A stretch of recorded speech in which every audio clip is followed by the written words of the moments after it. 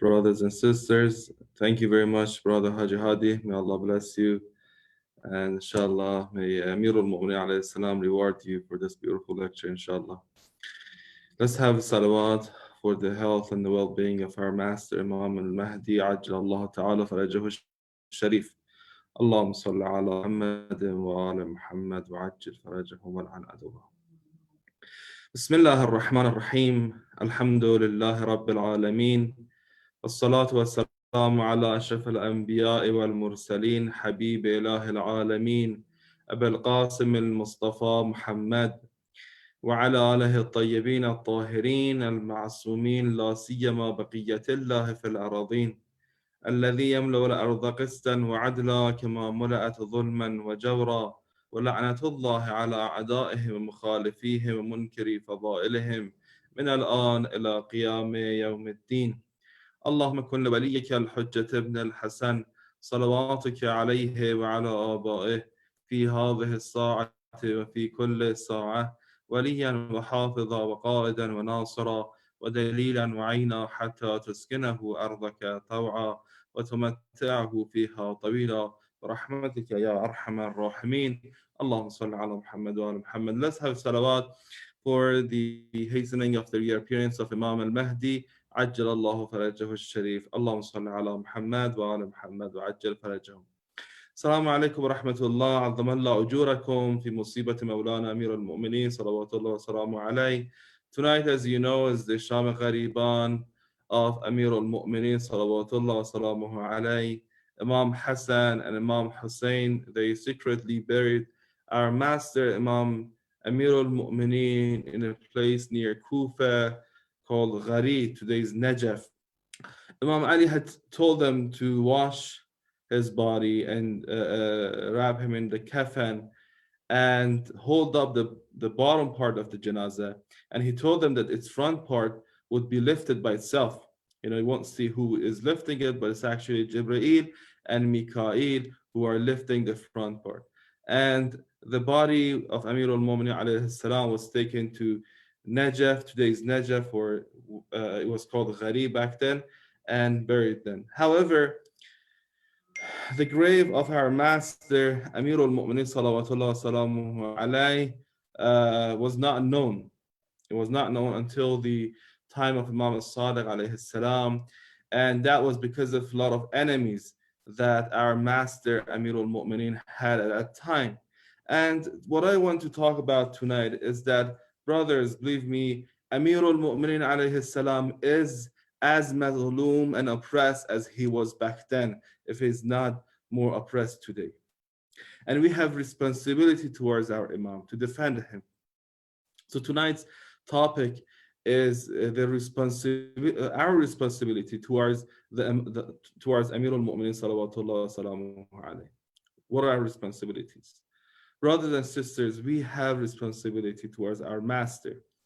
A lot of people in the world have not heard his virtues. They don't know about his leadership. They don't know how just was his government. Last night I saw something on Twitter that really shocked me. There was a hashtag that was trending, and the hashtag was in Farsi, Ibn Muljam Mutshakkirin. May Allah curse the enemies of Ahlul Bayt alayhi salam. It means that thank you, Ibn Muljam, for what you did. And if you look up that hashtag, you'll find a lot of insults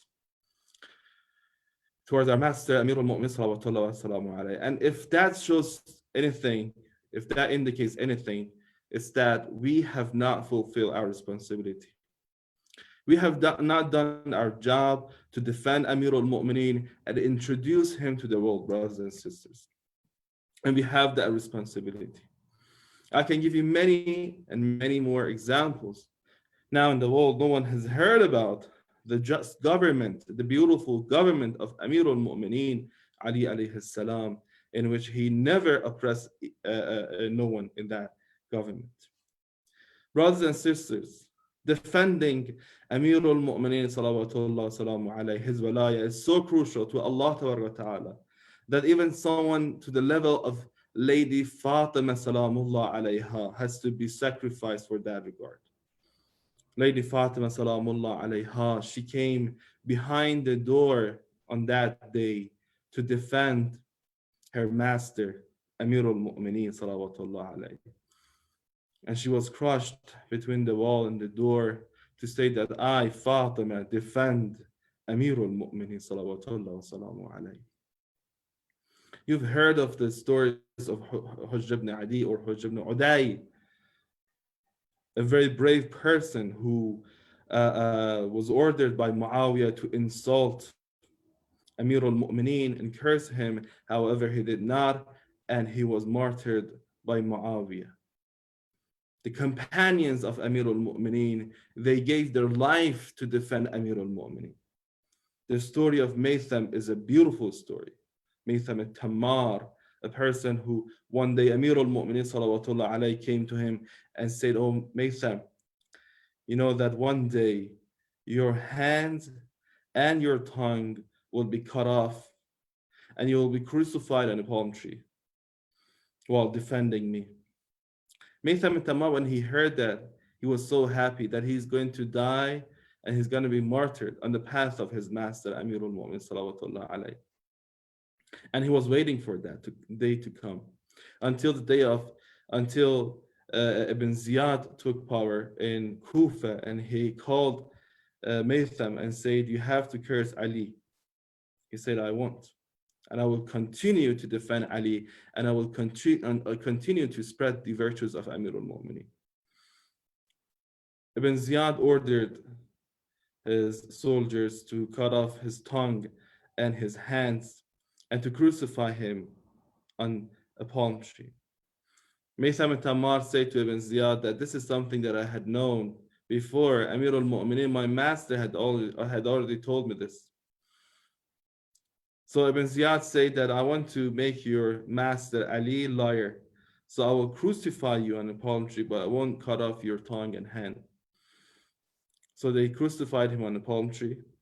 However, he had his tongue working, so he continued spreading the virtues of Amir al-Mu'mineen in that situation, to the point that they came and said, "Oh, Ibn Ziyad, we cannot handle Maytham anymore. You have to cut off his tongue." And they cut off his tongue and his hands, and he was martyred. Brothers and sisters, a lot of great Shi'as and companions of Ahlul Bayt alayhimus salam have given their blood to defend Amir al-Mu'mineen salawatullah salamu alayhi. In our recent time, Allamat al-Amini, who wrote Kitab al-Ghadir, is a great example. All of our scholars. Allamat al-Amini has a great book. It's called Shuhada al-Fadila. In that book, he has gathered the scholars, ulama, who were martyred for just being a Shia and defending Amir al-Mu'mineen. Because remember, brothers and sisters, there is no taqiyya when it comes to defending Amir al-Mu'mineen. You see, taqiyya, the purpose of taqiyya is to save the religion. You know, Allah made taqiyya mandatory so that the religion would be saved by saving its people. But when the religion itself is in danger, because Amir al-Mu'mineen huwa ad-din, Amir al-Mu'mineen is the religion.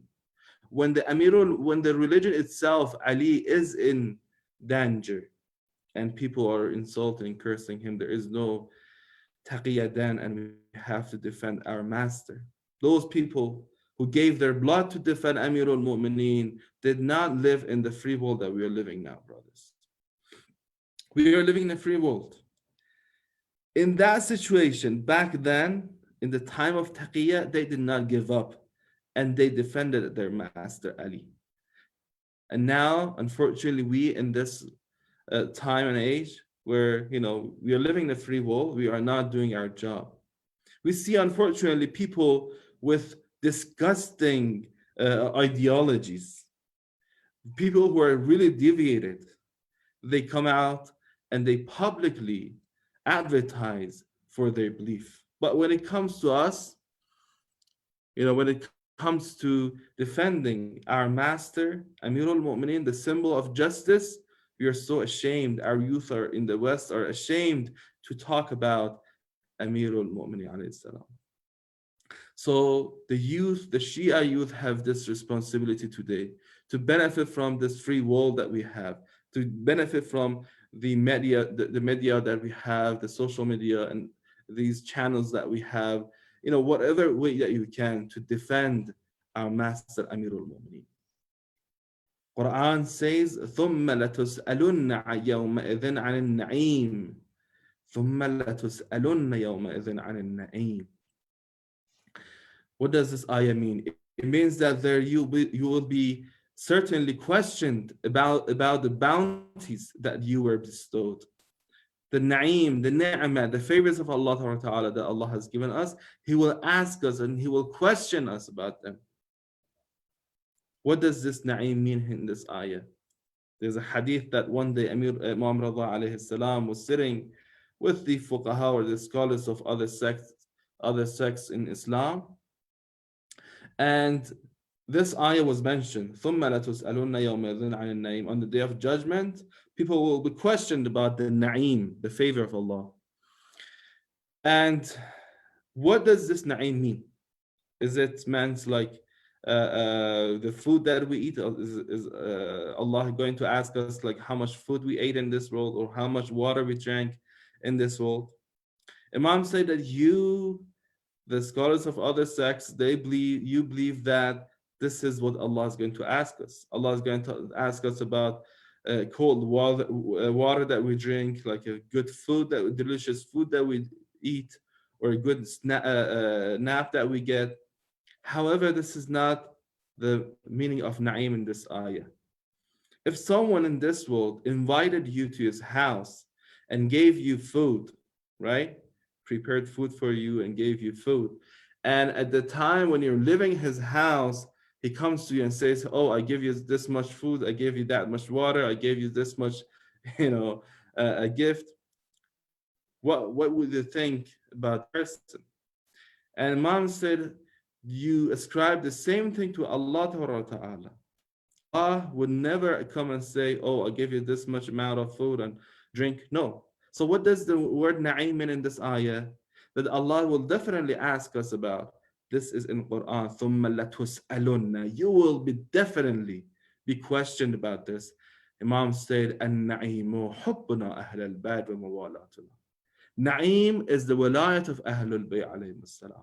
It's the love of Ahlul Bayt alayhim salam. And we will be definitely questioned about it. Because we are responsible about this walayat of Ahlul Bayt.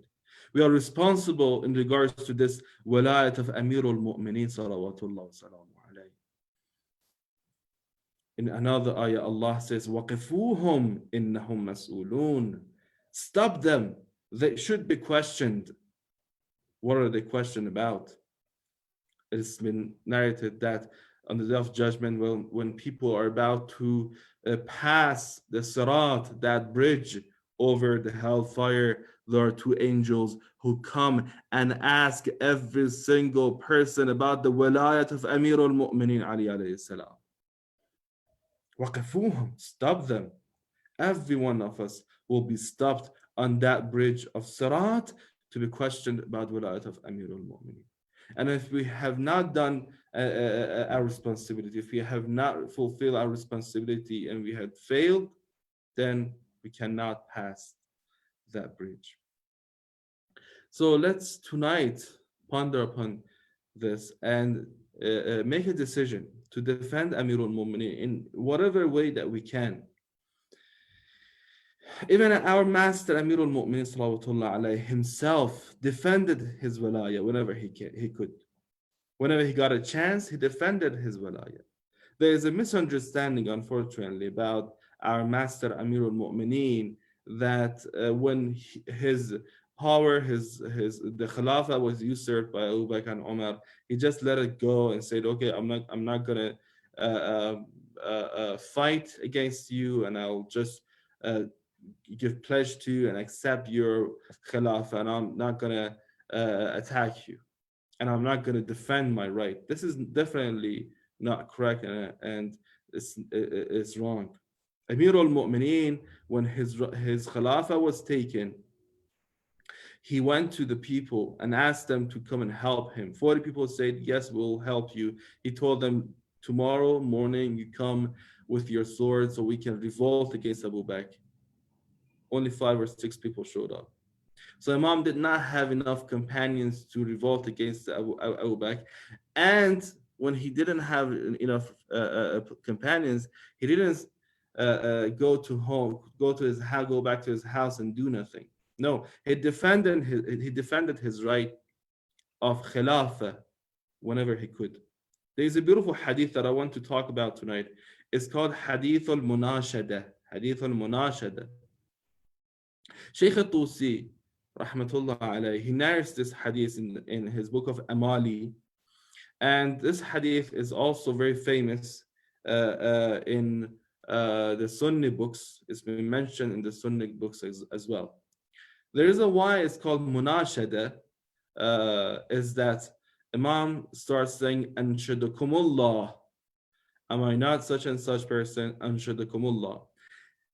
Anshudukumullah is a phrase in Arabic which means I beseech you in Allah's name. Am I not such and such person?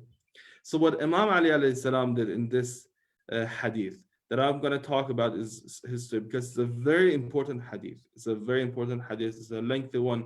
It's about 10 pages. I'm not going to, of course, I don't have the time to talk about all of the points that are in this hadith, but I will talk about some parts of it. You see, what happened was that the time that this hadith took place was when Umar, may Allah curse the enemies of Ahlul Bayt alayhi salam, was when Umar ordered 6 people to enter a house and close the door on themselves and consult each other. Those 6 people were Imam Ali, Uthman, Talha, Zubayr, Abdul Rahman ibn Auf, and Sa'ad ibn Abi Waqqas. Now, Umar said to these 6 people, you go to this house, you talk to each other for 3 days. After 3 days, you decide who will be the Khalifa, and that person would be the Khalifa of the believers.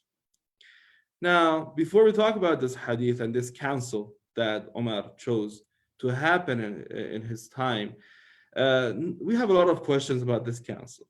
Number one, why a council should choose the Khalifa for all Muslims? Like, where did it get its legitimacy? Number two, if this is the right way to choose the Khalifa, why wasn't Umar himself chosen by a council? Or what wasn't Abu Bakr chosen by a council? So we have a lot of questions about this. And this council, this 6 people who were ordered by Umar to go in that house and talk to each other and pick a Khalifa, it was already set up in a way that Uthman would come out of that meeting as the Khalifa. It was a setup. However, Amir al-Mu'mineen alayhi salam accepted to enter that council so that he can defend his right. So that he can defend his right in that gathering.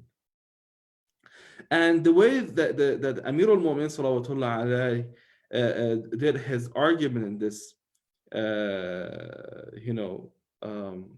council was that when everyone sat down, when everyone was gathered there, he said, look, inni uhibbu an tasma'u minni ma aqul. I want you to listen to me before everyone talks. Amir al-Mu'mineen said to the other 5 people that I want you to listen to me. If what I say is right, then accept me. But if what I'm saying is wrong, then do not accept me. And then Imam said, Anshudukumullah, Anshudukum billah. Anshudukum basically means I beseech you in Allah's name. It's like if, let's say, you say to your father, oh, my father, you never helped me, you put me down and everything. And he comes and says, look, am I not the one who gave you money on that day? Am I not the one who gave you like a car? Or am I not the one who did this and that for you? And you say, yes, yes, yes. And then you draw the conclusion that, your father is actually helping you and supporting you, right? So this is the type of argument that Amir al-Mu'minin alayhi salam did in that place. He brought these moments, his virtues basically, and made those people who were in that gathering to confess to his virtues, right? And then when they all confessed these virtues, it was very easy to draw the conclusion, which was that the only person who has the right to rule and be the Khalifa is no one but Amir al-Mu'minin alayhi salam. It's a very beautiful hadith called Hadith al-Munashada. It's a famous hadith, as I said. And in this hadith, Amir al-Mu'minin fully and strongly defends himself.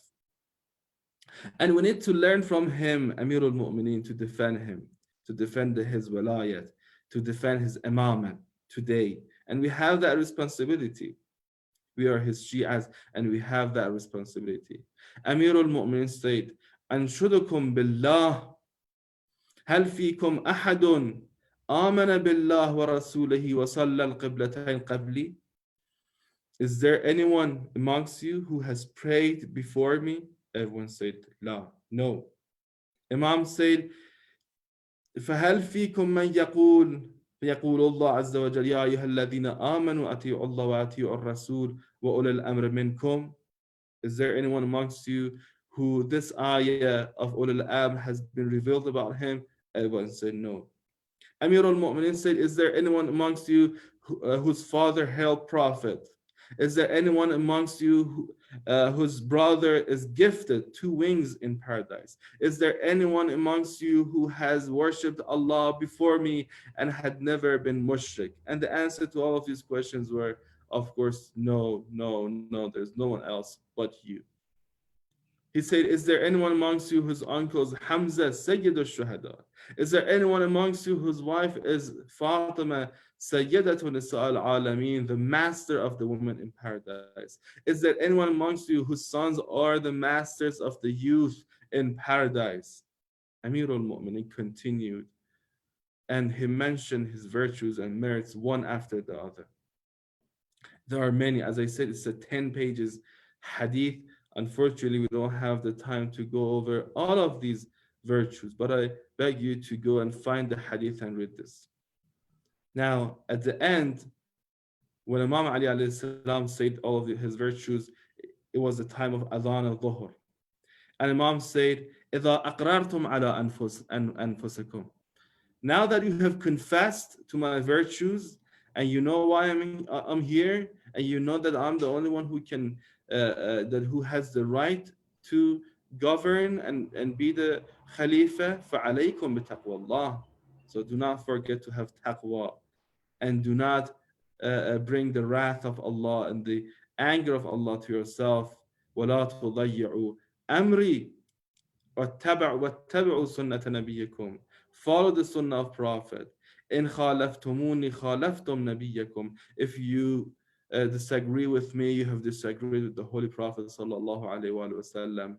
Imam said, "Ma wal ama wallah ma ana birragha fi dunyakum." I'm not interested in your world. وَلَا قُلْتُ مَا قُلْتُ لَكُمْ افتخارا. And what I said was not out of pride. وَلَكِنْ حَدَّثْتُ بِنِعْمَةِ رَبِّي. However, I talked about the favors that Allah Ta'ala has given to you, and I have brought reasoning and hujjah to you. However, they came into and talked to each other and said, we cannot accept Ali. Ali is someone who is just and would not give us the money and he would not put us in power, so we need to let him down. So what they did was that they came to Ali and said, okay, Ali, we will accept your Khilafah if you accept to follow the Prophet, the Sunnah of the Prophet, and the Sunnah of Sheikhain, Abu Bakr and Umar. They gave him a condition that he would not accept. Usually the politicians in this world that we are living in, they will say yes, they would lie. It's very easy for them. We have lost the count of the lies that our president has said until now, right? However, Amirul Mu'minin, our master, Amirul Mu'minin, salawatullah wa salamu alayhi, was not willing to even say one lie to come to power. He wouldn't want to lie. I mean, in that council, if he had lied and said, okay, I will accept to, take this power, this khilafah, with the condition of following the sunnah of Abu Bakr and Umar, it would be done. And he would come and sit as a khalifa. And after that, he could say, I lied to you, and now I'm a khalifa, I'm in power, I'll do whatever I want, right? But he was not willing to even say one lie to take his own right. Brothers and sisters, we need to defend our master and introduce him to the world. We need to introduce the true face of Islam, which is Amirul Mu'mineen salawatullah salamu alayhi, to the world. And we have this responsibility. So today, which is the day of martyrdom of Amirul, the anniversary martyrdom of Amirul Mu'min salawatullah alayhi, make this decision that you would do anything possible to defend Amirul Mu'min salawatullah alayhi, and also introduce him to the world whatever way we can. Some people can write a letter, they can write an article, they can write an essay, they can write a book. Some people do not have that ability. They can pay to someone to publish a book about Amirul Mu'minin. So, some people can go to social media and defend Amirul Mu'minin, but we do have responsibility, and we have to do that in whatever way that we can, whether it's by the money that we have or by the knowledge that we have. We have to defend and introduce Amirul Mu'minin salawatullah alayhi to the world. If people had known and had recognized who our master is, they would have followed him today, and they would have accepted him as their leader and Imam today. So we have that responsibility, inshallah. And the person who has that merit, who has those virtues, the person who is as just as Amirul Mu'mineen salawatullah alayhi is Imam al-Zaman, who is living right now. Inshallah, we have to pray for his reappearance. Inshallah, will come and show us the true face of Islam and to the true virtues of Amirul Mu'mineen, and defend Mawlana Ali ibn Abi Talib salawatullah wa salamuhu alayhi. Allahumma salli ala Muhammad wa ala Muhammad wa ajjal farajahum. اللهم عجل مولانا المهدي الفرج. اللهم عجل لوليك الفرج واجعلنا من خير أنصاره وأشياعه وأتباعه والمستشهدين بين يديه. يا الله, Ya Allah, please raise our recognition, ma'rifah of the Imam of our time. Ya Allah, please cure those who are sick. Ya Allah, please accept our prayers and fasting.